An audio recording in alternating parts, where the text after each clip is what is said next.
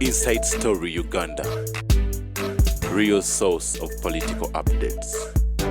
Tutunulira olunaku olwaleero mu rather ku NBS Eagle era nga tugenda kuba twegattibwako Honorable Mubarak Munyagwa Mugati gwa Bata presidential candidate ate nga akulira ekibiina ekya Common Man's Party. Tusubira okwegattibwako ayagala ekifo ky'omubaka wa Parliament owa Kampala Central Abraham Luzi.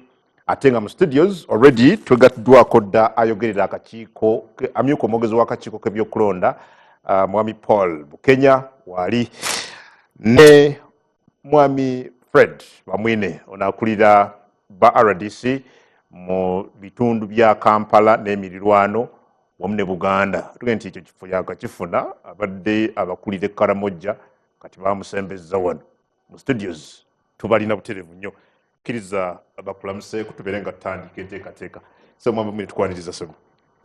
Wale mukama wange njagala kutwala mukisa guno kusookera ddala kulamusa ku bantu bana batuwuliriza mwenna bakulise omwaka omukadde baagaliza omwaka omujjo omulungi gulimu ebyobufuzi ebijjudde. Tugenda kulonda abakulembeze kuva ku kyalo okutuuka ku president. So guno mwaka gwa kayisinga nnyo bawo mpitewo ate kyokubiri kulonda muna abakulembeze abanatutambuza emyaka 5 egijja.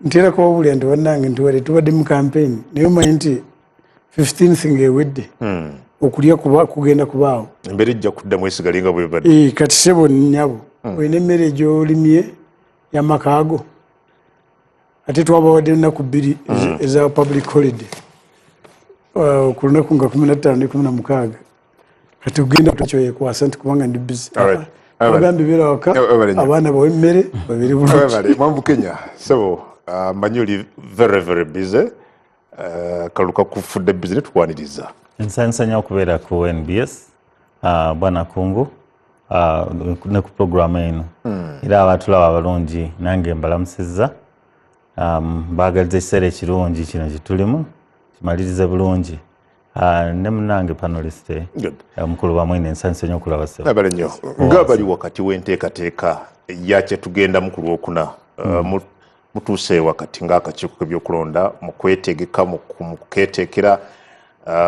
bintu ki ebikyaliwo nga nti kati kino kye tutaddeko ennyesera mu kaseera kano?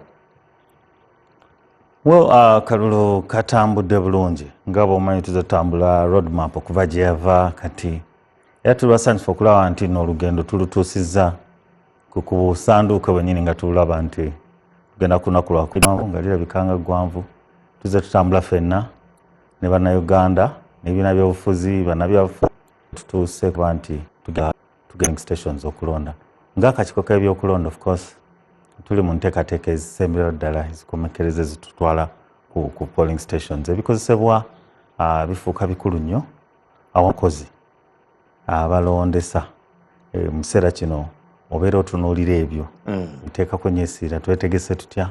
So enteekateeka esinga gye tulimu kati etunudde awo ebikozesebwa bitandise okutambula bituuse gye birina okubeera basobole okwetegekera olunaku lw'okulonda babifune mu budde bagulewo mu budde basobole okuba nga balonda. Then n'abakozi abagenda okukola emirimu egyo tubafunye tubatendese tubalina mu bwetaavu mu bungi bwabwe ekintu pozi n'ebirala ebikozesebwa ebitambulirako okulonda tekinologiya ebintu bwe bityo n'ebibiina by'obufuzi ba candidates kuba nabo tuba tukwatibwako bakyali mu lwokano batambuza batya campaigns kubanga ate oluvannyuma lwa byonna abalonzi babbe balonda. So tuli mu nteekateeka ezisembayo nga tutunuulidde okusingira ddala okutuukiriza ebikozesebwa bituuke mu budde mpozi n'abakozi baffe babeerewo ebifo ebirondebwamu ebifo wanaagattibwa obululu abalondoola ebyokulonda tubatereezezza tubamanyi bulungi tubawadde olukusa accreditation ensonga bwe zityo ze ziri maaso gaffe mu kiseera dispatch ya ebikozesebwa mu kulonda gye twalabye weekend. You need to tell us more about that. Security y'obululu okubeera nti tewabeerawo kubutaataaganya mu mbeera yonna mulina nteekateeka kiko ekyo ng'akakiiko? Obululu ng'enkola yaffe bwezze erongosebwamu bukuumibwa ku bitebe bya districts waliwo ebifo wetukuumira obululu buno kubanga tebwatwaliddwa ate mu kyama newankubadde waliwo ebyokwerinda ebibwetolodde naye twategeezesa akabakwatibwako bwabadde witnessed bannabyabufuzi waliwo abavunaanyizibwa ku byokwerinda mu districts waliwo aba-observers n'abalala bwe batyo naye nga okusingira ddala kyonna obukuumi bw'ebikozesebwa mu kulonda kati twabiteeka mu nkola yo oba mu ngeri gye tudesigningamu ne ballot papers ezo. Ballot papers ziva mu factory nga ziri sealed, ziriko already envumbo. So ziterekebwa zisumululwa ku polling station. So ebintu bye tulina byatambuziddwa ne bituusibwa webiri bikuumiddwa bulungi mu districts ez'enjawulo okwetooloola eggwanga ate era birondoolo kugamba baba bitunuulira aba observers baba baagala okulaba gundi zagiddeko seals bwe ziti zikyaliko ekikulu naye ate n'ebiri munda mwennyini byateekebwa dda mu nvumbo biri sealed, ballot papers ziri sealed, so zisumululwa ku lunaku luli olw'okulonda mu maaso g'abalonzi abalonzi abo 10 be tugamba balina okubeerawo nga tugulawo polling station. So ndowooza tubeere n'obukakafu nti n'obwesige nti enteekateeka y'ebyokwerinda okubikuuma bireme kutataganyizibwa nungi era erimu it is in place. Thank you. Maybe Mwami Bukenya ng'akakiiko are you now confident nti eggwanga liteekateekeddwa ekimala is the country ready for the polls on Thursday? Eggwanga liri based on your assessment. Yes, eggwanga liri ready lyetegekedde akalulu kuno okuva lwe twafulumya roadmap. Wanda twafulumya roadmap twagifulumya ng'ennaku z'omwezi 2 omwezi gwa August 2023. Enteekateeka eyo gye twalaga eyo yonna ekigambo kye kikozesebwa namutaayika. Enteekateeka eyo yakolebwa yalaga n'ekiseera ekyokulonderamu as early as 2023 era tulaba bakwatibwako ab'enjawulo bazze beetegeka ebibiina by'obufuzi ne bitandika okukola program zaabyo okuyingiramu e program. So ffe Electoral Commission tuzze tutambuza enteekateeka eno era tuli beetegefu naye ate era tuli bakakafu nti ne betukola nabo kubanga tubalaba banoonya akalulu bali mu campaigns zitambula ziggwa nga 13 ekiraga nti nno abalonzi balina abantu be bagoberera kubanga tubalaba abacandidates balina program gye bagoberera batwala ku kulonda wamu naffe tuli mu kuteekateeka okulonda ffenna mu ggwanga. Ekimu ku kiri mu redness gye mbuuza kwe kuteekateeka kw'abalonzi olowooza muteeseteese abalonzi ekimala nti kati ekyokukola bakimanyi nti ebibasuubirwamu bali ready okubanga babikola ng'akakiiko nsuubira nti bino mulina okubanga mubimanyi mu kaseera kano? Tukoze ekituna okukola okukakasa nti abalonzi bamanyi ekikwatagana n'okulonda kuno kujja kati ng'okuwandiisa abalonzi. Twawandiisa abalonzi ne tubateekateeka tulina abalonzi ku register waliwo register kubanga register nkulu nnyo eriko abalonzi 2,000,068 2,000,068 mwomo yeyo register gye twakola twagiggalawo nga tumaze ogirongoosa updated ne tutandika okugikozesa okulonda era twatandika ogikozesa n'abalonzi kikiraga nti nno waliwo abalonzi omanyi ekyo nakyo kikulu nnyo. So oba olina register ekyo ddala ddungi naye ate ne bwe twali tusunsulamu abasunsulwamu baawagirwa abantu ab'enjawulo. So tulina bakandidates ab'ebibiina ebyenjawulo. President twafuna abakandidates okuva mu bibiina 8 ku mutendera gwa parliament ebibiina 17 byaleeta bakandidates 17 parties. Then kubikwatagana n'okulondera kubanga ekyo nakyo kikulu twafulumya enteekateeka y'okugaba obukonge oba okumanyisa abantu wawe balondera abalala bayise ku mukutu gwaffe ogwa kompyuta abalala bakozesezza enteekateeka ez'erandereza enjawulo okuba nti bamanya kuba bibiina by'obufuzi twabiwa register. So ndowooza abalonzi bamanyi era ensonga lwaki obawulira nga beetegese okulonda bacandidates ab'enjawulo abali mu lwokaano luno. Lwaki wabaddewo okulwawo okuwa ebibiina by'obufuzi hard copies eza voters register kubanga etteeka lyogera ku nnaku 14 I think naye mwazibawadde wiiki eno ku lunaku olwokusatu ebimu ku bibiina byemulugunya nti mwaluddewoko. What was the cause of that delay? Wabaddewo obuzibu okusoomooza kwe twafune kwali technical twabategeeza nti tuluddewo okubawa register ezo naye nga omulimu ogwo gwakoleddwako ntuwa register naye nga ekigendererwa kyali kyakubawa mu budde obwo naye twabanyonyodde engeri gye tubadde tutambuzaamu omulimu gw'okukola register. Bwana Adam, engeri gye tulondamu mu Uganda etuleeteramu okusomooza oluusi nga tukola emirimu era twategeeza bannaffe tulonda ebifo biwererako ddala. Register y'eggwanga eyo gye njogeddeko ey'abantu 2,000,000 tugikuba emirundi 4. Tugikuba emirundi 4. Weewaawo tugikuba emirundi 3.5. Kino kyentegeeza tugikuba ne tugikubira presidential ne parliamentary ne tukiteeka wali ate gye tusooka okukuba then ne tuddamu ne tugikuba olwa local government eddamu neekubibwa ya ggwanga lyonna kubanga okulonda kwa local government kwa ggwanga lyonna muwendo gwe gumu ne tuddamu ne tugikuba ku municipali municipali weŋŋambidde ekitundu kuba municipali teziri wano wonna kwetolola ggwanga then ne tuddamu ne tugikuba ku gombolola mu nteekateeka oluusi kubanga ate ezo ze tusoosa kati awo twafunyemu okusomooza okubanga obudde butukutte naye nga twabategeeza register zammwe tuzikolako nga mwe mulina okuddamu okubawa ne additional copies eza soft copy naye era bakitegedde newankubadde nga kiba kiyingidde mu budde obulina okukolebwamu omulimu tubadde beerufu mu nsonga eyo tetugyekwese naye nga twabalaze okusomooza kwe tubadde tulinaawo.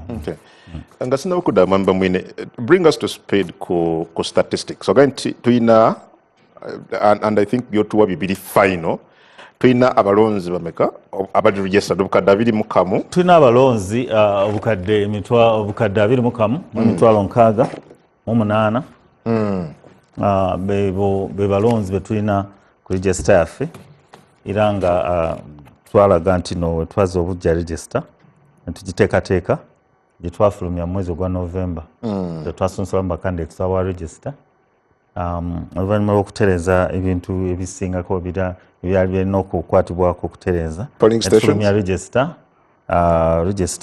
ng'eriko abalonzi 21,881,491 bw'otunula kubanga ekitabo ekyo kyenkuwadde kirimu gundi twazisengese bulungi polling stations ziri 5,739 okwetooloola eggwanga polling stations ebifo bye tugenda okulonderamu mu kalulu kano okwetooloola eggwanga lyonna so bw'oba otunuulidde ebibalo byebyo ebibalo bye tulina okulwa akalulu kano ketuteekateeka. Finally nzire wano tunule ku lunaku lw'okulonda lwennyini olwokuna kubanga nyinza obutafuna mukisa kukoza ku programu eno okujjako ng'akalulu kawedde mukyalemedde ku kya okalonda abalonzi baddeeka ng'akakiiko k'ebyokulonda nawankubadde nga mukimanyi bulungi etteeka libagamba nti abantu basobola okusigala meters 20.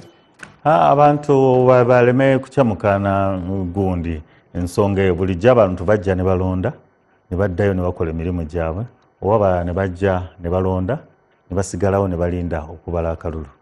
So okulungamya kwaffe kuli nti polling station is a gazetted area. Muganda wange kungu kyekifo ekirina n'amateeka agakifuga ag'enjawulo ne bw'eba eri mu lujjalo kasita efulumizibwa mu kitabo kya gazeeti nga polling station ebaako amateeka agagirungamya oba gye twandise guide. It's a regulated area. Polling station is gazetted era embeera egyetoolodde regulated. So etteeka lyogera ku bbanga lyolina okukuuma.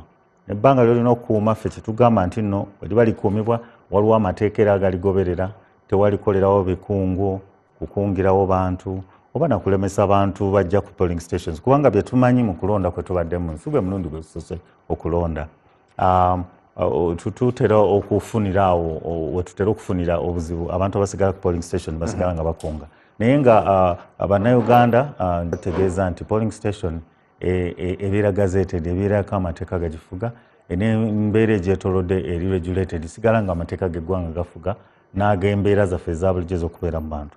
N'olwekyo bw'omala okulonda olina obuvunaanyizibwa okukuuma emirembe mu kitundu ekirondebwamu nga mwe mulina okusaasaana n'otakola bikungo ebiyinza ate okuleeta obuvuyo polling station. Mwambukenya ojja kunsonyiwa ndowooza sikufunye bulungi. Abantu Let's do a quick one. Ng'akakiiko position yammwe eriki nonde nzireeka nonde nsigale ku polling station meters 20 agogerwako mu tteeka liri erya polling station outside 20 meters. Yeah, 20 meters ziri mu mateeka ezo zijja kugobererwa eyo guideline ejja kubeera enforced. Okay. Abantu balina okukuuma area eyo. Polling area eyo bulijjo ne mu kulonda kwe tubaddemu bulijjo tusigala tugivunaanyizibwako kubanga tetuvunaanyizibwa ku bantu abajja mu polling station n'abafuluma mu polling station. N'ebikolebwa kuba olunaku olw'okulonda tekubeerako campaigns. Tekubeerako bintu ng'ebyo. Naye kati ku nsonga gy'ogambye kuuma akalulu oba kola ki, twalungamiza nti buli candidate afune agent. Agent yakuuma akalulu munda mu polling station. Yakuuma akalulu. So tuleme kutwala buvunaanyizibwa butali bwaffe kubanga waliwo ebintu bye tutasobola kukola nga tetulina kifo ky'oli atudde wali awulira erinnya eryogerwa mu polling station munda. N'olwekyo tuwe amaanyi n'obuvunaanyizibwa ba agents baffe kuba basobola okutuukiriza omulimu ogwo. Thank you, sir. Well, Mwami Fred, oli mu byakwerinda. Security yeetegekedde bulungi exercise gye tugendamu oba nalabyeko deployment mu bitundu by'eggwanga ebyenjawulo. I know you know this as someone ali mu security. Is it related to kukalu ke tugendamu oba waliwo ensonga endala? Mwamukungu atusimanyi kati ennaku zino ne bwakyuka. Tulina Abannayuganda abamu balina endowooza nti bwe tubeera mu kiseera ky'okulonda gavumenti egenda mu kwebaka oba eyimirira nitubeera mu byokulonda byokka. Si kituufu ekyo. Oba okulonda weekuli oba tukuliiwo programu za gavumenti zonna zisigala nga zitambula n'ebyokwerinda nga mwebiri. Wabula ebyokulonda bibijja ate security eyongerwako ku lw'ensonga. Kubanga kalulu kalina ebbugumu likaleeta yaako. Mbadde ntunuulira wano tulina ebifo 5 members of parliament. 353. Yeah. 553. Tulina abavuganya bali 2,000. Kati sooka olabe ekyo kiri awo. Abantu 2,000 mu bakaaya n'ebifo 350. Ate sikuvuganya ku ekyo kyokka. Naye bali muvaawo mpitewo. Actually, I call it life and death. Omwatunze ebintu bye byonna byafuna mu by'obulamu bwe, ennyumba zitunze, manya faamu, buli kimu ekikya kitaddeyo. Kati gwe Mwami Kenya Electoral Commission jangu muyimirire mu maaso kubanga gwotegeka okubyokulonda. So we don't take it ordinary. So ekyokubiri, gavumenti ya Uganda bagiwe ssente ez'ebitongole bikuumaddembe, intelligence services, kulondoola Bannayuganda bonna eneeyisa yaffe. Mwami Mukungu yakeeredde, yayogedde naani, yalidde ki, apulaninga kukola ki. Kasita wabaawo obubonero bayita early warning signals nti Mwami Adamu ayinza n'okwetuga oba ayinza kutuusa obulabe ku banne. Kyovula oluusi poliisi egamba nti penal code bayinza kugamba nti lwali Mwami Adamu togenda kuva waka. So increased deployment yeno yes. Weeri lwakuba nti waliwo obubonero. Obubonero weebuli ate si bwekwese kubanga tulabyeko abamu bagamba nti kuva olwaleero ffe tuli bayeekera. Bumanga muva wano mugende nga bayeekera. Mudigende mutandike kukola ebitendo by'ekiyeekera. Kati, we don't take that one ordinary. Era abatandika ebyokwenda bagamba Sanzu yagambye the stupidest intelligence officer is the one who trusts his own shadow. Situlaganta kungu ebyabyogerde wadde yabyogera naye yabadde ayogera okay. Okwerinda si buti. Ensana ffe etambula ng'ekoze ki? Ngaludde. So bw'abaayo abo baagala kutuusako obulabe ku bannaabwe oba bw'abaayo abo baagala okujemera ebiragiro bya Uganda, then there must be security agencies on very alert and ready. Niyo buzibu butabawo, there is no problem. But also tulabye then again, second Mr. Bamwine, then tolowooza nti kyalibadde kikulu nnyo nammwe nga bali mu byokwerinda okuteekateeka bannayuganda nti ab'ebyokwerinda be mulaba weebali in case of ebikola ebitali bya bulijjo jo nayise mu kibuga ne ku luguudo lw'Ebbombolo, and I saw abasirikale ab'amagye in hundreds ku makubo emabbali n'emabbali, and I was thinking abantu ba bulijjo abalaba kino for the first time kiki ekigenda mu maaso mu bwongo bwabwe, preparing the mind of the masses ku bantu bano bemwongedde mu ab'ebyokwerinda bali mu kuteevuunya kati. Maybe kiwandyogedde muwande gambye kubanga first of all bwabalabye bakubuuziza ki batambula ku byabwe kali bwotalina musango lwaki otya kuyita ku poliisi. So maybe kiwande gambye Don't you think that will scare some voters? Twandigenze mu maaso nga tunyonyola lwaki ab'ebyokwerinda mwebali constantly, kubanga omu ayinza kuba tiyalaba mawulire ne spokesperson wa police mwami Kituma buli kaseera, I think every Monday ayina press conference, not even on a Monday when there is need, but I think police should continue kuwulira bantu lwaki there is need. Ekyokubiri wali ky'abantu kyebatamanyi wadde abannayuganda bebagenda mu kulonda, but Uganda as a country tulinga balabona, there is also foreign hand involved. There's what? Si buli omu twagaliza nti tugende mu kulonda kuva Foreign hand?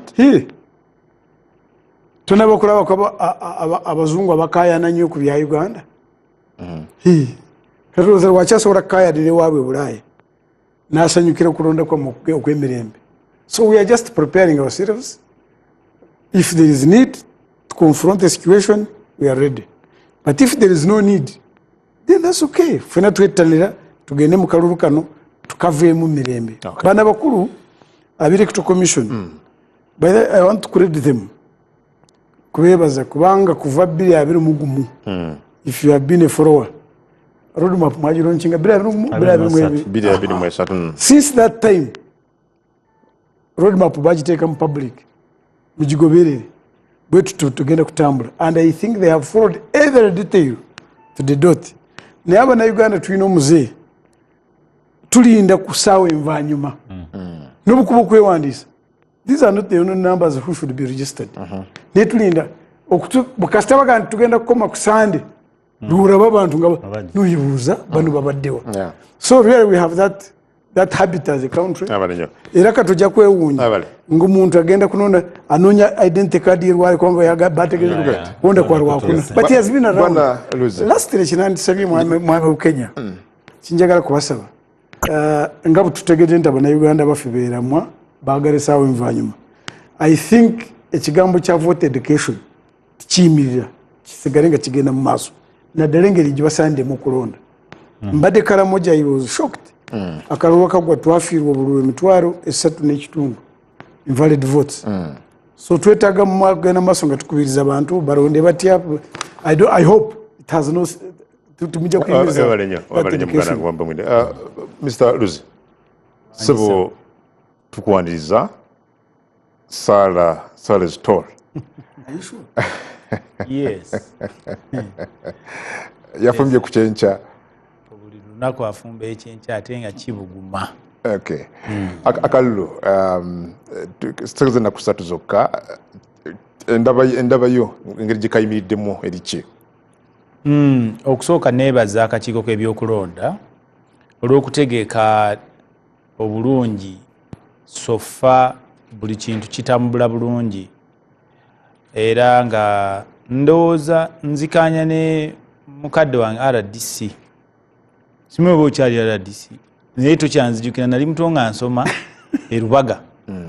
Twajjako ewuwo ne anko wange omu ku nsonga z'akatale Busega n'otuyamba nga totuggyeko wadde n'olwataano. Sebo atwala omukisa guno okukusiima nti weebale kubeera omukulembeze omulungi. Bino saagala byogera nga omaze kufa nkwogereko ebirungi naye abaakuwa omulimu ogwo ebyaddala baalonda omuntu omulungi. Taata wange akutumidde era akyaliwo Ssebe Busega mu byennyanja. Taata wange oyo omuto.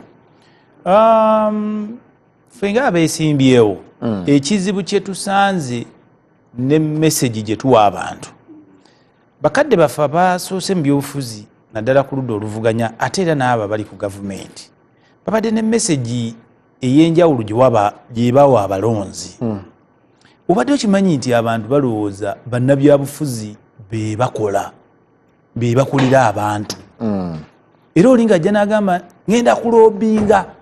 Ekigambo kuloobinga ekyo tekiriiyo, era kisize mu baana baffe essuubi n'abantu nti omubaka wa paalamenti agenda kubayitira enguudo, amalwaliro, amasomero, era bagamba nze nayita poliisi eyo gye mulabaawo security kati gulugulu. Olina abagamba nti amasannyalaze, nze maanyi gange nze yaleese ago amasannyalaze. Gwe tojja kuloobinga. Ekyo ekigambo tekiriyo, nze sobola kukyogera kulimbalimba. Omubaka wa paalamenti for example kuloobinga kitegeeza kusaka ndowooza. Kusaka biki bulimba osaka biki kusabiriza, tewali kintu ekyo tekiriyo. Osaba ngani kale yasaka ki? Gavumenti ekolera ku budget ne planning. Buli kintu kyonna kye mulaba bannayuganda kikolera ku budget ya Uganda. Kyova laba nze narrative yange ebadde kusomesa abantu baffe n'okuyambako akakiiko k'ebyokulonda ne gavumenti nti ffe gavumenti ffe bannayuganda. Okimanyi bannayuganda bamanyi nti waliwo omuntu wa mitwe ena alina ekisawo ky'essente n'emmundu 8 ye gavumenti. Abantu beerabidde gavumenti yeggwe munnayuganda, n'abali mu gavumenti bantu baganda baffe bataata baffe. So bwe tujja ku byokulonda, no, before that you see Mwami Luzzi bw'oba oyogera bw'otyo mukama woono Mwami Museveni ssentebe wa NRM gy'ayita ng'anoonya akalulu akubiriza abalonzi okulonda bakandidate ba NRM abensa, era nga argument gyawa aga nti oyo y'anaasobola okujja gye ndi okuntuukirira musobole okufuna obuweereza obulungi. Abamu kino kye batunuliranga kati ng'okusa kati gwe atali wa NRM nkaluubirizibwa okutegeera oba ddala onaasobola okusakira ab'ekitundu kyo mu ngeri Mwami Museveni gy'akitunuliramu. Sijja kwogera nnyo na ku interpretinga by'Oweekitiibwa Pulezidenti message gy'abaawadde, naye ogenda n'okizuula nti bannayuganda tulina ba mirundi 2. Tulina bakayoola, abantu abataagala kuwulira kuyiga, ng'abo n'okusoma kwabalemera ddala. Abamu nga baasoma naye nga tebaagala na kuwulira. Then tubeerayo n'abantu abawuliriza omuntu by'agambye n'abinterpretinga n'abitwala bulungi. Abasinga obungi bannayuganda eyo bonna baalemala aga Katonda mu ggulu. Ne weewuunya omuntu omuyivu gwe walibadde osuubira otegeera obuulyawo message ya President n'aginterpretinga bulala. So tubagamba bannayuganda, buli muntu manya omulonzi omukulembeze gwe oyagala obuvunaanyizibwa buki. Tuli mu babaka ba paalamenti ze bwe neesimbye wano Kampala Central. Niyo osanga neesimbako emabega bifo Emityana ng'abantu bakugamba omubaka omulungi yoyo aziika ennyo tava ku kyalaba ku gurawundi. Oziika n'abantu b'otomanyi bafudde ki, abamu babbi, abamu baki, olina okuziika. Ate bw'ojja olina okuwaayo kati wulya abantu. Era omuntu abeerawo ennyo mu kuziika n'okuwaayo oyo ye mubaka omuki omulungi, era ono ali naffe, abeera naffe buli lunaku. Ne bagamba nti omubaka omulungi oyo abeera mu kereziya buli emu, ku Sande agenda mu kereziya nga 8 n'awaayo emizikiti okusaala buli Friday. Emizikiti gyo eva tegirina mikeeka, madirisa, mazzi, amakanisa, amakereziya eva madirisa gaba tegawedde, eva tuzimba. Novaawo ne bayita omulala. Mentayita olaba abalonzi ngezaako okulaga boyi balowooza omubaka omulungi ne byalina okukola. Kakati n'osanga nti omubaka abeera mu makyaki, makanisa, mu mizikiti. Ate nga bwe bamusuula. Abantu baliyo nga bamanyi nti omubaka wa paalamenti alina kubeera nga atondawo ebibiina n'abiteeka mu ssente ebyabakyala, ebyabamulekwa, eby'abaana. Imagine. N'obeera nga bakukama bino by'osanze mu balonzi. Yes, kati nkugamba nti akakiiko k'ebyokulonda kateekawo okulonda kuno ne kayisa ne guidelines mu methods. Niye abantu bali tebabiri na kuba Uganda kibali mu mutwe nti omubaka bwajja ondese otya.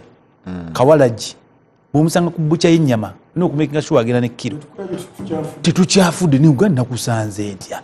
kati message ene abakulu bano abantu bangi ogenda kusanga nga buli omwaka olima fere tutegedde fere tunamanyisibwa fere tubadde tumanyi naye nga tugamba buvunanyizibwa abo nga Munnayuganda okufaayo okumanya n'okunoonyereza n'okufuna information entuufu aka Katonda akakiiko n'ebyekulonda ne beekanaleeta bataliyoni z'abantu kugombolola buli maka era abantu balina bo kye baagala so nze njakuga nti akalulu twewandiisa ne guggwa batuwa guidelines era nze nina method gye naleeta gye nsaba nti singa naba nnondeddwa njagala akakiiko k'ebyokulonda bano tukole amendment smart campaign oba campaign z'oku mitimbagano ekisooka ziri cost effective ne mukuza arranging ne monitoring nti bwe muta abantu bagende ba meeting abantu ebyadda kiri costire nnyo sente nyingi muteeredde abantu ne balowooza nti balina okubasaba be babeetaaga ekirala temuwadde bantu mukisa kwogera abantu bajajinga message ennungi mu kulembeze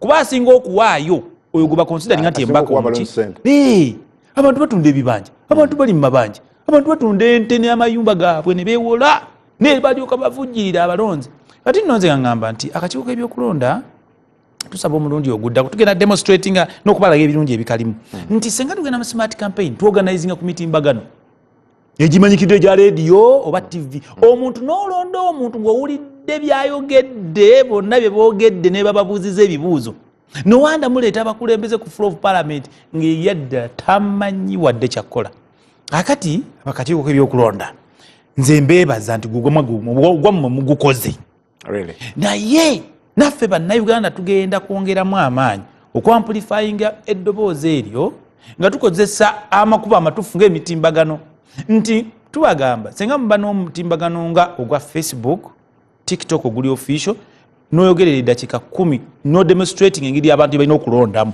akantu ako kagenda viral kalabirwe abantu emiliyoni 3 ez'abannayuganda osobola n'okumanya nti abalabye bali mu Uganda ti bameka bwe bati abalabye basajja bakazi abalabye balonzi si balonzi osobola n'odetermininga bagumba si bagumba nobeera nga information yo gy'osindise mu bantu okakasa etuuse ku baki you can gauge that digital transformation yes ndi mumativu kalala mwazituwa wabula kyetubasaba nti mwongeremu n'okukwatagana ne security abantu bangi beetegekese nga bo balowooza okuvuganya kwa vaawo mpitewo tunyonyola abalonzi nammwe abeesimbyewo twagala nze munaaba munonze ngenda kubabeerera akati k'ekibiriiti tuteme luxurious and exorbitant benefits z'abannabyabufuzi bano n'abakozi ba gavumenti kuba abantu balowooza buli omu eri omulyo kyova vaawo mpitewo twebuuza nti benefits zino zisikiriza abaana baffe ne bajja nga bayiika amalusu buli omu kubeera MP nola bakavubuka kakatandika okukolimamu ajja kubeera MP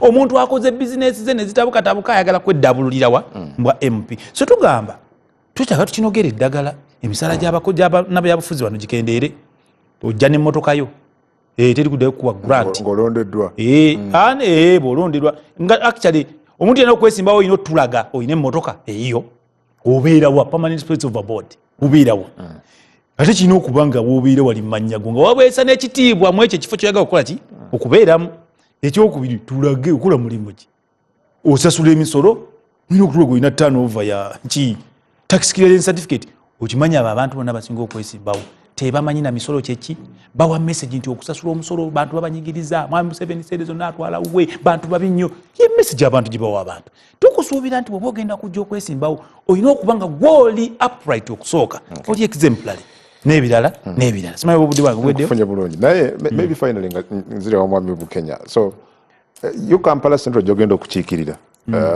mu parliament ya Uganda abantu baga nti bakulabye ng'okuba rallies yes okonye ku smart campaigns do you think it has been effective?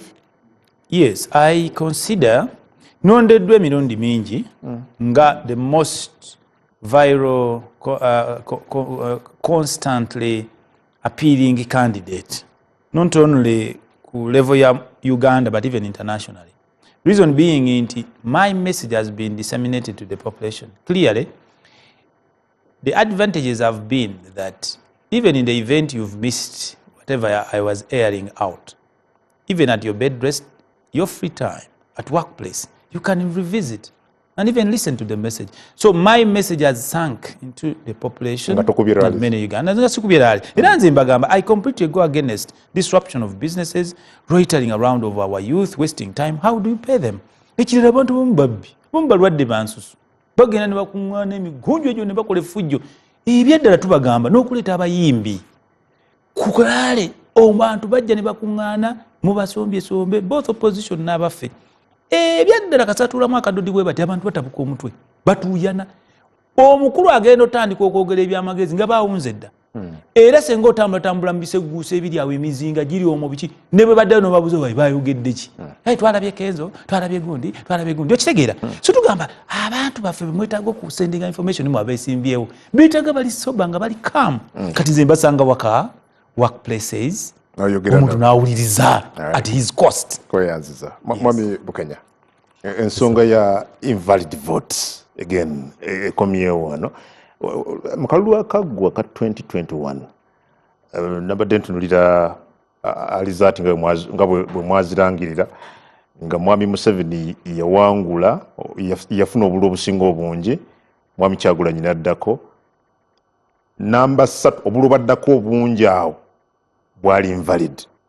Lwaki ng'akakiiko mutudde ne mukola assessment ne mulaba kino kiva ku ki obululu okubeera obungi obufudde kireke kubeera mu kaluke tugenda mu ku Lwokuna? Yes, webali nnyo Bwana Adam Kungu. Obululu obwonooneka butukwatako is a cause for concern kubanga kiba kikyusa ekigendererwa ky'omuntu. Omuntu asituka n'ava waka ogenda okulonda gwe tusomesezza tutegeeza olunaku nga bwe tukola kati kiba kirungi kiba tumanyi nti n'ekigendererwa kye ayagala kiggwere mu ku ddoboozi lye okuwulirwa kuba akalulu ke lye ddoboozi nti njagala Mwami Bukenya ng'omubaka. So it is a cause for concern era nga tunoonyereza ku kiki ekiviirako obululu obumu okulangirirwa nti bufu. Kubanga bwe tumaliza okulonda tuddayo tufuna ekiseera mu mateeka nga bwe tukkirizibwa tudda ne tunula ne mu box ezo.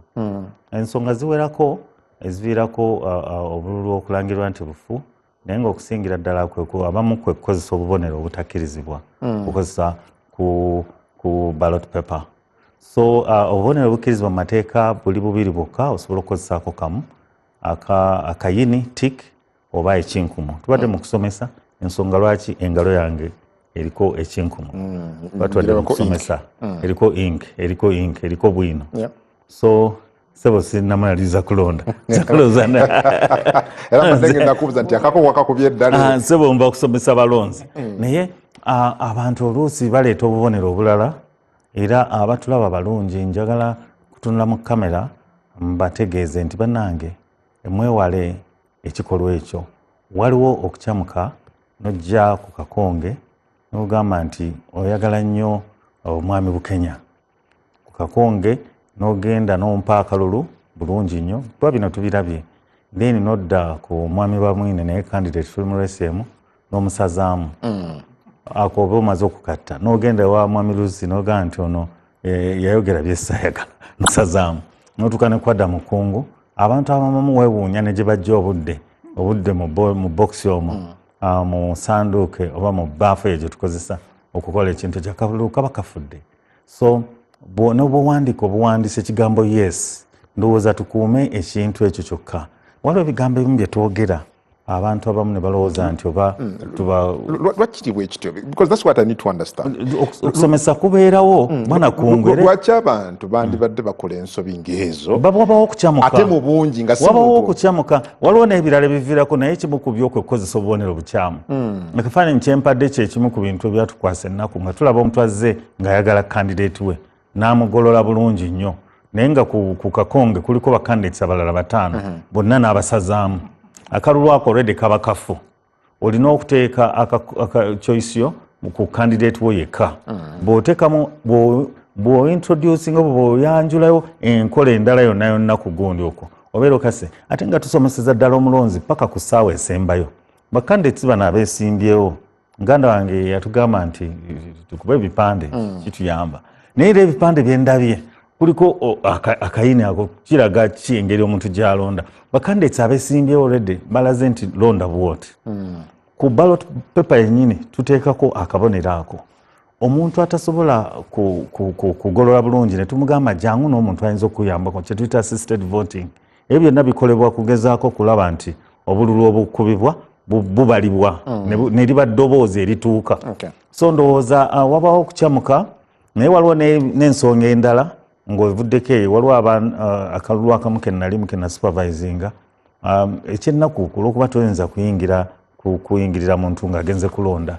Oli najja nga anywedde ddala ng'aweddemu baali bavubuka nga balonda nga n'ekalamu ekankana bweti. Era oluvannyuma mu kubala obululu nalaba nti be bano abavubuka abazze mu kikungu basuze banywa bakyamuse kandidate yabatutte ne basula nga banywa bazze balemeddwa okulonda obulungi. Ensonga endala kwe kuba nti nno abantu abamu oluusi bayisaamu inki ono bwino n'abeera ng'agenda mu parties ez'abacandidates babiri nekibeera kizibu okusalawo oba abadde ayagala Bukenya oba ayagala Mwamba Mwene. So oluusi obululu buvaawo naye nga okusomesa kuno tukwongeddemu amaanyi era tugamba n'abakozi baffe nti ne ku lunaku lw'okulonda ku ballot paper kuliko mark of choice abantu mubajjukize. Then omuntu atalina busobozi akkirizibwa okuleeta omuntu amuyambeko agolola akakonge ako. So ekintu ekyo kituyisa bubi. Buli kakonge kakubibwa ssente ate buli kakonge eddoboozi. Buli ddoboozi erifiiraawo lituyisa bubi nnyo nnyo era kituyisa bubi ng'akakiiko. Tikikirizibwa abakozi bamwe staff bamwe presiding officers polling something okulonda nga tukunatandika to demonstrate okulonda okulungi kufaanana kutya. Kikirizibwa era gwe gumu ku mulimu gwa presiding officer gwalina okukola nga bago station naye okubanga abantu bonna tebabaawo buli bwabaawo omuntu akakonge era alina omujjukiza nti akakonge kano okozesa kayini oba inki osobola okukyekolera oba tosobola funa omuntu gwe weesiga oba jangu n'omuntu gwe weesiga.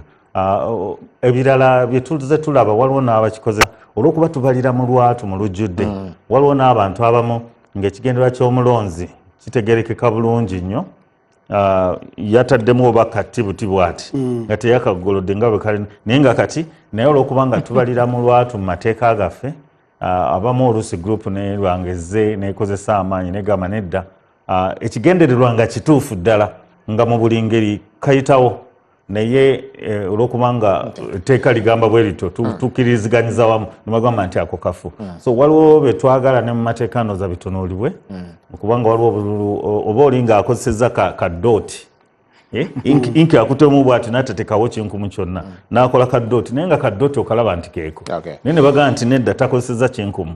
So obululu categories zaalinga almost 11 ze twalaba. The country, my question goes to the spokesperson of the Electoral Commission. I heard that they have the right to denominate candidates even up to January 14th, and yet there has not been enough sensitization. Doesn't he think that there will be many spoiled votes because you might find someone like Walukaga still on the ballot paper, yet he was removed? Kayemba Medi alindeje Kibutika yasinzira doza omutegedde bulungi. Ivan, yes?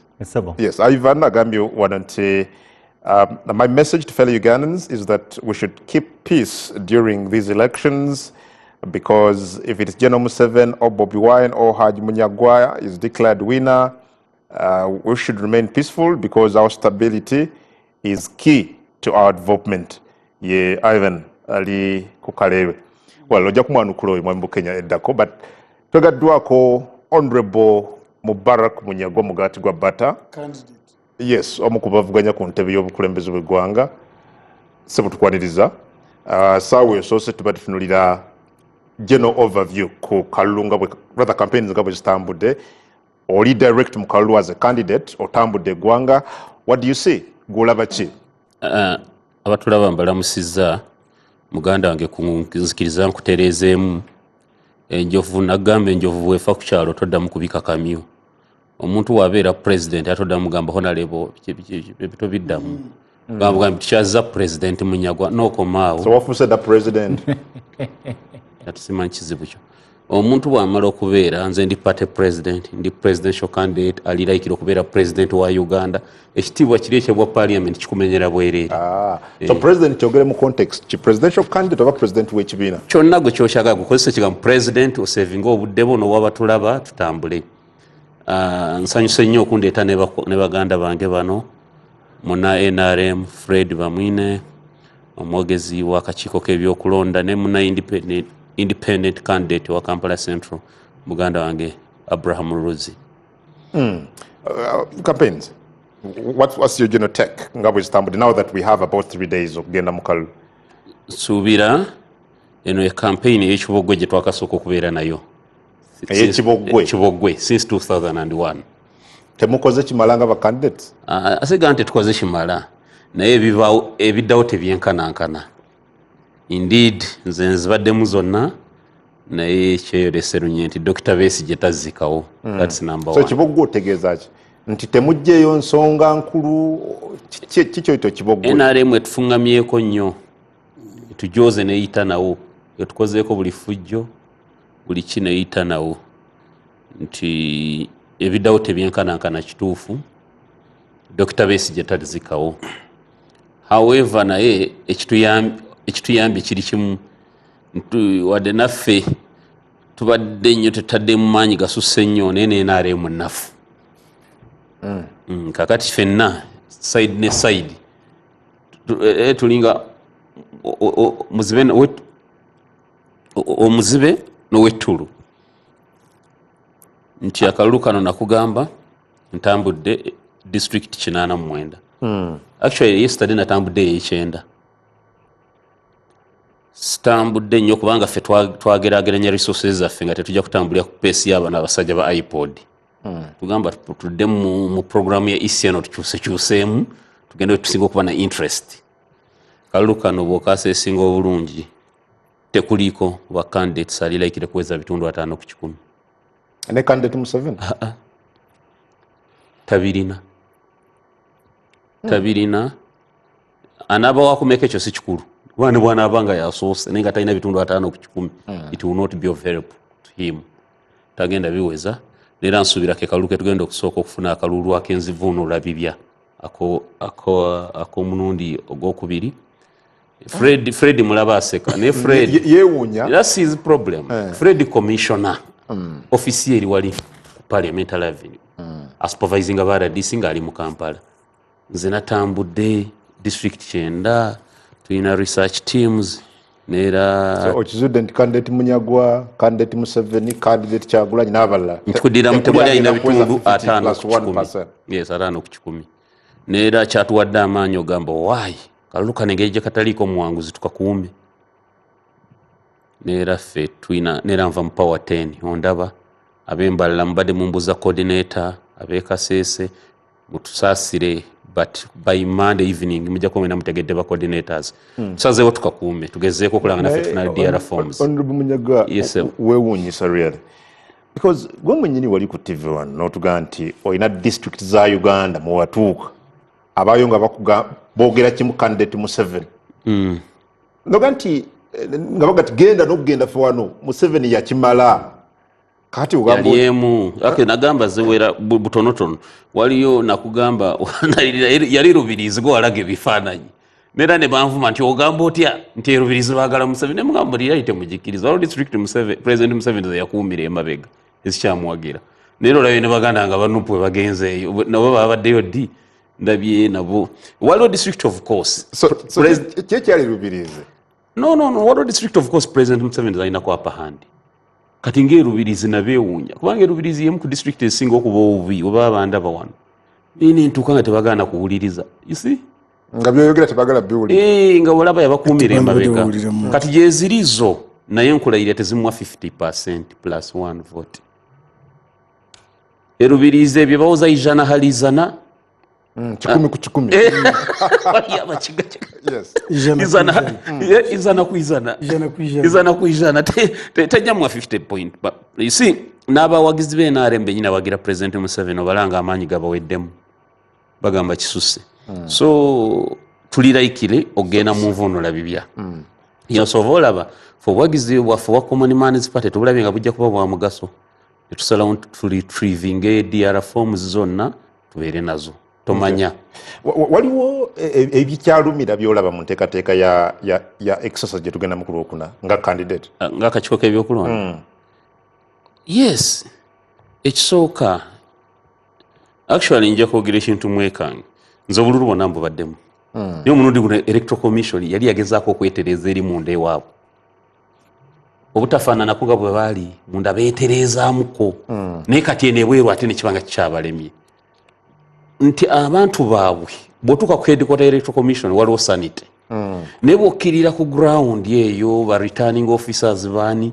osanga ba Fred Bamwine nsonyiwa abwenjogera Fred Bamwine omala context mwenjikozeseza bakada b'NRM nga bakyawa ba returning officers ebiragiro ku ma district nakyabakozi ba electoral commission kyayoleka mu kunominating abantu ekayunga baali baganya okunominating candidate waffe wa Bale constituency kyali neetagisa okusooka okukubira headquarter naye nga abali awo yali Mr. Kalangwa chairman Mr. Kalangwa the chairman NRM Kayunga nga bali awo batadde obunkeeka ku returning officer so electoral commissions I strongly agree ekyuse nnyo munda wali ewaabwe ku kitebe bwebatuukako bano ba Paul Bukenya baani obalabira ddala nga olabira dda ekiri systematic kye bategese naye wansi bakkiriza NRM esigale nga infringinga ku mandate yaabwe so simanyi lwaki bwe bakireka bulesi oba babukenya bano nabo batya NRM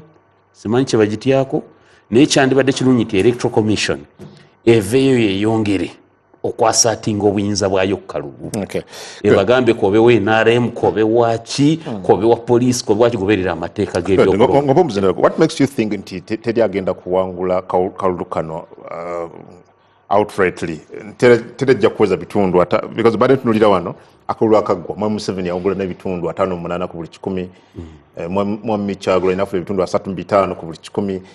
I'm wondering what makes you think that will not happen this time round. Abo bonna basse ababiri basse bonna basalise sibe bali luli kyabanga kiti nti luli baali President Museveni Honorable Kyagulanyi nga bavuganya nga public yonna obwongo ebutadde kwa candidates bameka nakugamba luli ate kankikuddiremu ojja kwekanga n'ebiina mwe bimulanga ebitono abantu obululu bwe bugenda okufuna olwaleero President Museveni ow'ekitiibwa Kyagulanyi basse bonna babiri mwakavuyo bakakolera wano bonna Honorable Bamwine ne basomba n'abanupu ne basomba ne bafunamu bannamawulire abali galibo namungi w'omuntu yeeyiye ku kisaawe egindi namungi w'omuntu nayeeyo otunenya kulaga abantu kye tulaba ku anti kulimbibwa namungi w'omuntu yeeyiyaza atya lwaki basi temuziraga nezo tetulabyeko namungi wa muntu anti fesi police yaffe nga bwe tumulabye ku rally za mwami Museveni ne mwami Kyagulanyi police yaffe ffe tukola organic small meetings bwe tugenda mu districts zonna tukola meetings nga 21 naye nga buli organic bantu 2 5 4 tugenda okuvamu nga twogedde n'omutwalo gw'abantu nga gwa district eyo naye wano babatimbye ebbula namungi w'omuntu yeeyiye wano namungi w'omuntu azze wano kibuza omukombi munemukozesa ebigambo by'Oluganda ebyo ebisasamaza kati omuntu n'alowooza nti kawedde dda kali mu bantu aba mugenda kwekanga maidia ogenda kulaba obululu bw'olusaniya ku ngootye lusani olulwo yes kiza wasimbo ogenda kulaba obululu otye naawe otye yes we're rating otya at the moment at least I know you can say noga nti okusinda ku kyendabyo nga ntambula obuwagizi bwange buli bwe buti out of 100 ndoza ntekemwa I don't know we're rating otya ajja kuba neerangiridde kubanga bano tebakkiriza nosagala weerangirire no ndi munnamateeka Paul Bukenya ali wano ajja kubuuka wano agenda agambe Munyagwa yeerangiridde nga tuli ku TV therefore tumudenominating akugambye ekyambe bakyakiyina mu ngalo paka nga 14 bakyajjamu abalala be baagala bonna so naye nkutegeeza nti tulina obuwagizi nga sitya without fear of any contradiction obuwagizi bwa Common Man's Party buli mu double digits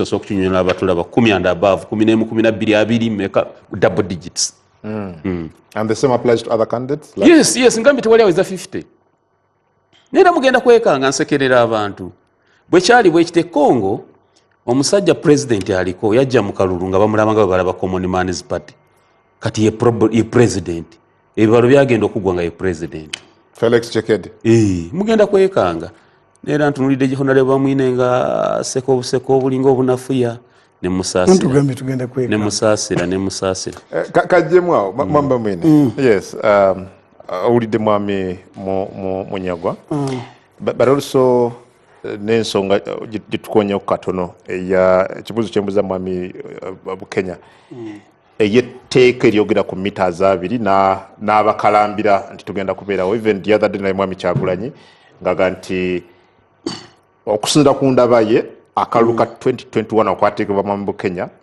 tekaasobola kumuwa buwanguzi naga nti kati mubeerewawo nga mumaze okulonda mu meters 2 mukuuma akalulu kaffe okutya kuli erimu ab'ebyokwerinda.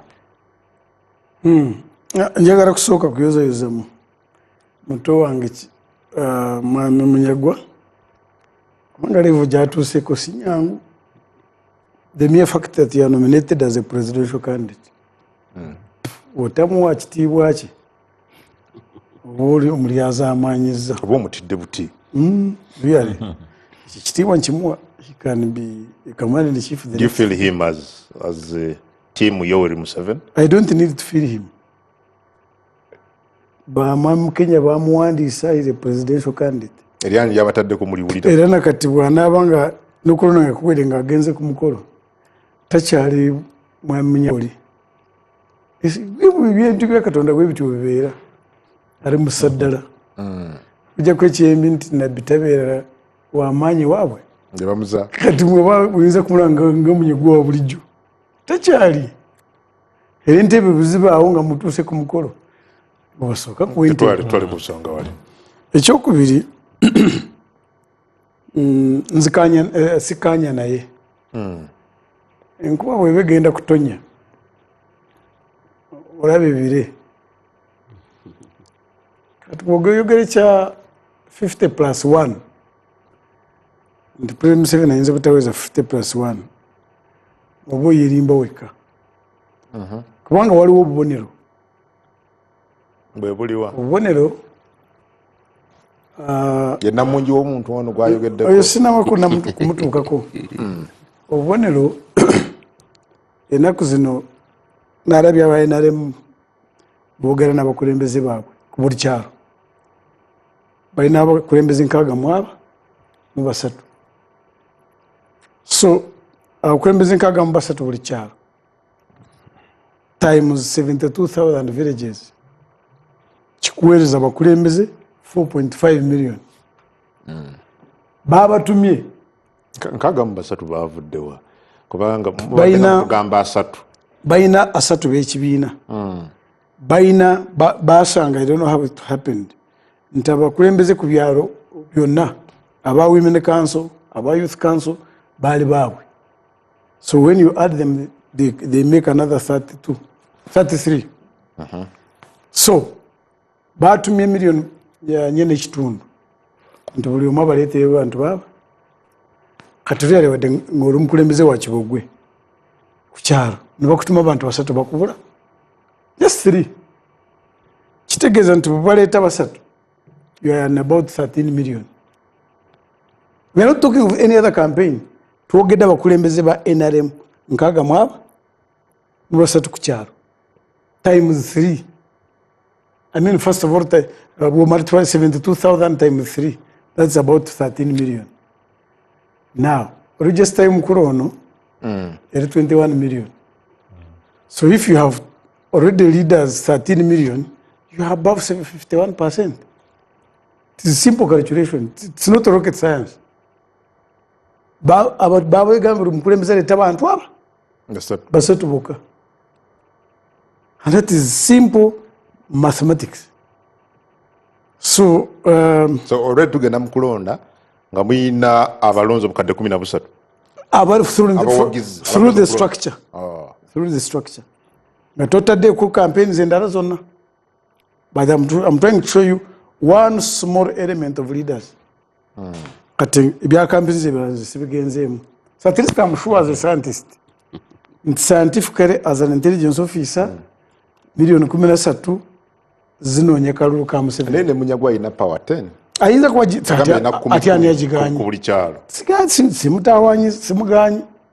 But I'm trying to tell you scientifically, kuchinabanga chiwedde, there are over 13 million, don't be surprised. I've told you the calculation. Okay. Ekyo kimu ekyokubiri,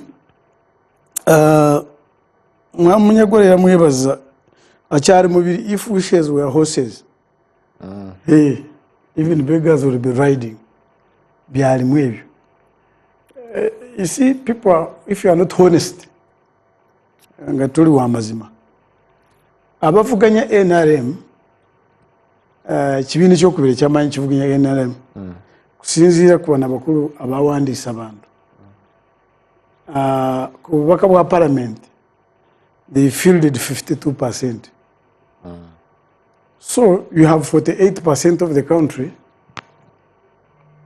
Tebalinayo bantu. Tebalinayo bantu besimbyeko.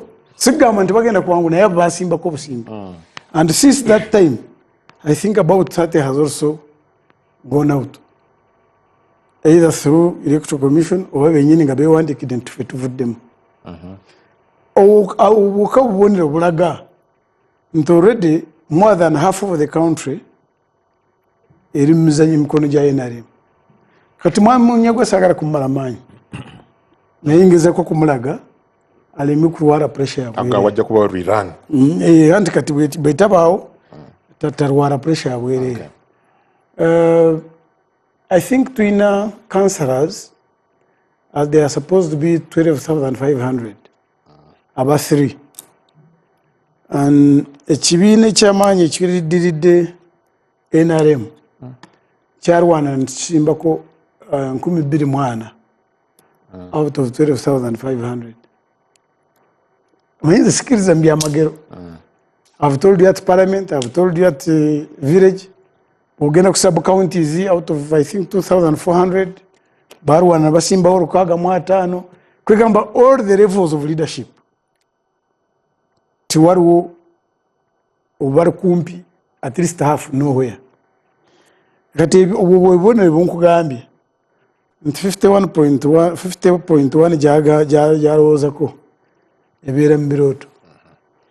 Now, kino bwamwami Kenya wayinza butakyogera naye nze kyogera. The law says nti bw'omala kulonda osobola kubeera meters 2 kusigala ngo omuntu talinga kaluluku. Naye nga bunaakunyonyodde. First of all, mu Uganda tulina decentralization policy. Decentralization. Yes. Your Presidential Elections Act. Kubuza mu bantu. But security was not decentralized. In all the laws of this country, ebyekwerinda byasigala mu mikono ya government ya wakati. Now, kijja kusinziira mu kituyita security estimate, intelligence estimates. Intelligence eriwo eraga ki nti abantu babeera ku mitaazi 2 waliwo obuzibu bwonna oba bayinza kubaawo. Singa obubonero bujja nabulaga nti abantu kubeera ku mitaazi 2 kiyinza kuleeta emirerembe, then so security will disregard the law. It's not really disregarding. It is their responsibility to secure an election. And where does it leave the law? The law is there, but you cannot vote in a hostile environment. Gende Sudan okuba kalulu. Sudan wano Khartoum. So bamwami Kenya ne team ye ne ba polling ne ba candidates agents, they have to have a secured environment. Abantu bakabakaluka atwala wata nesinga basobola kubawo nga tewaliwo mirerembe. There is no problem. So it will depend on this intelligence estimate. Nenze nandyagadde ku abantu amagezi kubanga nabyo wadde tugenda byamateeka manyaki practically you have Kamocha, Green Valley from A to B or A to Z. These polling stations in most cases ziri mu kifo kimu. Now you have an average of 400 per polling station. And then urban areas, vary even up to 500. Okay. Let's take But they another. don't exceed 500? They don't exceed Tewali polling that. station isusa We balloons. split- Bazikendes. We split them up. Now, let us take an average. Abasinga obungi bali about 500. Yes. Urban areas may reach the 500. Yes. Okay. Let's take an average of 400. You have from A to Z polling stations in Mifundi Chechimu. Now, the A to Z, how many was it? From A to Z. There's about 5 or 7 polling stations in one area. Times 400. Ogamba nti abantu 2,000 basigale nga bayimiridde awo the whole day. Who is going to secure their boboka nga tebalwanaganye boka? By the way, kuno kulonda siku ekusoose mu Uganda. Kuva 96, no, kuva mu CA, ntugenda 96, ntugenda 2001, ntugenda 2006, 2011, 2016, 2021. Kuno kulonda kwa musanvu mu Uganda. So, tutugenda kulonda okukola ko mpira mpya. Tewali kipya. How have we been managing our elections? Abali mwamiruzi wano Kati kiki kunyiziza? wenjagalo giremu. Buno siko muli ogusoose nga tulonda. Lwaki ensonga ya tusigalewo nga tumaze okulonda tuddeeka. Naye tonzikiza kawuzi. Evuddeyo nnyo. Wanendese ninkamaliza. Second. Evuddeyo nnyo mu kaseera kano. President wa NUP Mwamu Kyagulanyi ye akalambira agamba abalonzi be balina okusigalawo, security akakiiko k'ebyokulonda baga muddeeka mukomewo Sawa z'okubala. Why is it a very big issue now? Omanyi nze ndi scientist. Tulina kye tuyita stimuli, kyekintu ekisikiriza omuntu oba ekisolo oba ekiwuka okukisemberera. Okugeza ekitangaala bw'oba oyagala okukwata enseenene osobola oteekawo n'ekitangaala enseenene ne zijja. Mu administration n'abakulembeze abatukulembera tubawa nnyo amagezi okukozesa okulowooza okw'enjawulo naddala ng'ogenda oleadinga population ennene. Osobola okwogera statement by nature of human psychology. Obadde okimanyi nti bw'oyogera ku kintu ekirungi ebiseera ebisinga abantu tebakifaako era tebakigoberera. Naye kasita oyogera ku kantu oba oliawo akatalina nnyo makulu ate abantu bakalemerako ddala abantu ne bajeema ebyada ne weereetera ebizibu. So mu public administration abanaddala babyokwerinda bakikozesa nnyo. Omulabe ne waba w'amaanyi atya tosobola kwogera statement nti omuntu w'amaanyi. Kuba osobola omuwa amaanyi ne yeeyongera n'abasirikale bo bano n'obanafuya. Ngenda kudda ku ekyo nga nkugamba nti bulijjo tulonda era Mwami Museveni n'awangula. Era neewunyiza nnyo muganda wange Mwami Munyagwa wagamba nti tagenda weza bitundu. Kakati bw'ogamba nti balonde deeka. Ngwa osinzidde nti abantu bakuba nnyo enduulu ebweru bakabanje biki. To me I consider that as a nonsense. Kintu kitono nnyo omuntu okutukangakanga kabanje nga kitegeeza mbu kukola fujjo. What do you consider as nonsense? Omuntu okulowooza nti bw'ogamba nti kabanje kitegeeza ogenda kukola fujjo n'okinterpretinga bw'otyo. Nze ndowooza abaleeta ekyo ekirowoozo nti kabanje kakole bw'oti. It is nonsense. Bulijjo era okabanja mu mbeera ya bulijjo abantu baleke tubatulage bagenda okukabanja. So tetukiwa muliro, titukiwa maanyi. Nga bulijjo abantu tekyetagana kwogerako nti bw'omala okulonda ddeeka kuba obadde oyagala baddewa. Bulijjo balonda baddawa. Titwetagana kumanya oba bagenda mu loogi oba bagenda kusigalawo nga beevulunga as long as bali mu distance ekkirizibwa constitution.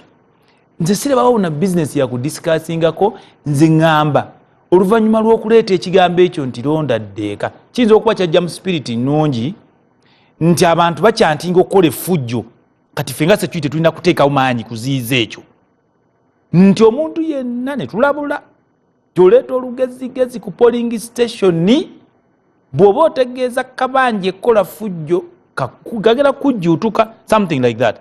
Awo badde abasirikale abana ne tuga nti waayi tulengedde twongereko babiri 10 na bameka 14. Then tusaba n'abeesimbyewo nti buli omu ategeeza abantu bo ekigambo kabanja kibeere kya mirembe si kya kuleeta fuddo. So nga ze kye ŋŋamba abantu babaleke bw'oba babeerawo as long as bali mu distance tekirina nnyo mulaka. Yes. Ensonga eno ereme kujja abantu ku mulamwa omukulu kubanga ensonga gye tutunuulira ye okuba nti twagala abantu benyigire mu kalulu participation era tubategekedde ng'akakiiko k'ebyokulonda. Ekigambo kye nayogedde nno kikulu era ndowooza baganda bange bajja kukiringiziganya naye kuba bannamateeka nabo tuli nabo. Polling station kifo kiri gazetted. Mu mateeka ekifo ekiri gazetted kifugibwa amateeka waliwo amateeka agakirungamya era nga bwe nayogedde polling stations tetulina poloti kwetolola eggwanga ezimu tuziteekana mu mpya z'abantu era mu compound ya Gundi Sitamunyagwazi compound. Polling stations zino zifugibwa amateeka era waliwo ebiragiro byetukuwa ng'electoral commission nga mwe muli okuwa ebbanga eryo ly'okuuma ate olusi n'ebbanga eryo nalyo era zisigala lifugibwa kuba amateeka nga muganda we yagambye tegavaawo. Tuwalo bye tulabye mu kulonda kansubire tetubikole naye nga mu kyenjagala n'okugamba ekikulu ennyo tokola kintu kijja kuviira ku polling station y'okutaataaganya n'akalulu kasazaamu bye bye njogedde ku invalid. Oli najja nga ayagala nnyo candidate we n'agamba njagala nnyo Bukenya n'ampa akabonero n'atuuka ku Bamwine n'amusazaamu n'atuuka ku Luzi n'amusazaamu akalulu ne kafa bwe katyo. Naye kyembadde ngamba nti waliwo okusomesa kwe tugagala okuteekako essiira nti neeyisaayo ku polling station ejja kukola kikulu nnyo okumaliriza akalulu kano bulungi mu mirembe. Then twaluŋŋamizza nti okubanja akalulu kano bwe tumala okulangirira ebivudde mu kalulu buli agent beera ne agent. Olaba candidate tubagamba buli candidate abeera ne agent. Candidate zenga electoral commission yamanja declaration of results mu interpretation yammwe ey'okubanja eriki oli nti kabanje kye kijja mu bwongo bwammwe bulumuli sagana kugenda nnyo kubanga twalungamya abakabanja beba agents twakolako dda ekiwandiiko ku Gundi era ne kireeta ensonga nyingi naye twalungamya nti osobola okusaba foomu kuba foomu eyo yiyo it is your right to have it naye tetugiwa buli muntu ali ku polling station tugikwasa agent gwe tumanyi mu butuufu ajja gituusa ku candidate. N'olwekyo I think ndowooza ba candidates balwanire nnyo ekintu ekyo kulaba nti polling stations balinako ba agents abasobola okututuukirira mu butongole ne bafuna ebiwandiiko ebyo. Ate ne ku polling station mu mateeka tulekawo declaration of result form. Mateeka okuggyako nti kati waliwo bifo ebimu nga tolina nawe ogitimba abo olusi n'akavuyo akabeerawo abantu baali bakyamuse oli n'agikwakkulawo naye ne mu mateeka ku polling station tulekawo Gundi. So okukuuma akalulu tukitunuulire nga tumanyi nti no kakuumibwa ba agents. Obuvunaanyizibwa mu bukomawanga akakiiko kuba byokwerinda owulidde Mwamunye gwakoze wano allegations nti mbumu ku buli tubeeramu aba security ba interferinga n'emirimu gy'akakiiko k'ebyokulonda. Wowa otuvunaanyizibwa ku kulonda naye ebyokwerinda birina ekitundu kinene nnyo mu kulonda era omuntu atalaba kitundu kya byakwerinda mu kulonda aba atatunuulidde kulonda kwennyini Gundi. Ebyokulonda biba bitambuzibwa twatandise okutambuza ebigenda okukozesebwa mu kulonda. Ekyasoose okubuuzibwa ebyokwerinda biri bitya bikuumibwa bitya. So ebyokwerinda biri ku mitendera gya njawulo era ebyokwerinda buvunaanyizibwa bwa poliisi. Ebitundu ebimu n'ensi ezimu tetusobola kwogera amannya olw'amateeka agafuga enkolagana z'amawanga oba naffe abalemeddwa okutegeka okulonda olwokubanga tewaliiwo byakwerinda bimala. So ebyokwerinda kitundu kuteekateeka akalulu. Ate era newankubadde lwaliwo abantu abamu abatayagala kutunuulira bintu mu ngeri eri scientific. Baganda bange bakoze bulungi bagambye nti bali scientific. Waliwo research ezikoleddwa nga abantu bafuna obuvumu okujja mu kulonda nga balabyewo ebyokwerinda ebimala. Ekyo nakyo tukoze research zino tuziraba nti ate we baba tebalabyewo byakwerinda baga nti twalabye agavubuka nga gakuŋŋaanye wali tetusobola kugendayo eyo. Bwe tuba tutunuulira factors eza-affectinga turn-up mulimu n'ebintu ebyo abakyala baga nti nze sigenda kugenda mu Gundi zino kubanga siri sure abaana bange bagenda kubakuba omwami wange bagenda kumukwatirayo ebintu bwe bityo so tutunulidde ne reports nyingi nnyo so bwe tulungamya nti ebyokwerinda bikulu ndowooza owetaaga olaba ekifaananyi ekinene musobola ogamba ku byokwerinda singa baba basuse balina okukoma mu kalulu kano ke tubaddemu waliwo bye tulabye obukubagano wakati w'abakandidates n'ab'ebyokwerinda era kikoleddwa kwe kubayitirawo mbagirawo mujje tutunulire ensonga zino lwaki tulaba ebifaananyi ebifaanana obubi ennyo bwe biti ebitutwaza ng'eggwanga ebijjamu ne gundi bireeta ebibuuzo ku kalulu kaffe era abamawulire babadde babeerawo ne mu meetings ezo ntuyita poliisi ku level eyawaggulu n'akakiiko k'ebyokulonda ne ba candidates ne ba agents n'ebiwandiiko ebiwandiikiddwa ndowooza ekyo kiraga nti no waliwo ebikoleddwa ku byokwerinda njagala kuwummulamu but ogambye and rightly so nti poliisi yevunaanyizibwa ku byokwerinda mu kalulu do you get concerned omulaba abasajja ab'amagye mu kalulu poliisi mu structure yaffe y'okutegeka akalulu gye tuyita lead agency sirina kwogerera poliisi engeri gyekwasaganyamu ebitongole ebirala naye tumanyi nti nga mwe bakalabalaba bakalulu kandi abakateekateeka mumanyi nti poliisi be bavunaanyizibwa ku byokwerinda nga tteeka era wabawo ensonga poliisi bwe mulaba ab'amagye bano ng'abakakiiko k'ebyokulonda do you get concerned and say hey kyekigenda mu maaso ne tuyita poliisi kyekyo kyenkugambye ne tubayita nti mujje mutunyonyole waliwo bye twalabye tutategeera ebyavuliddeko okukubagana bwekuti ne bwekuti mujje mututegeeza era poliisi gye tuyita kubanga gye tumanyi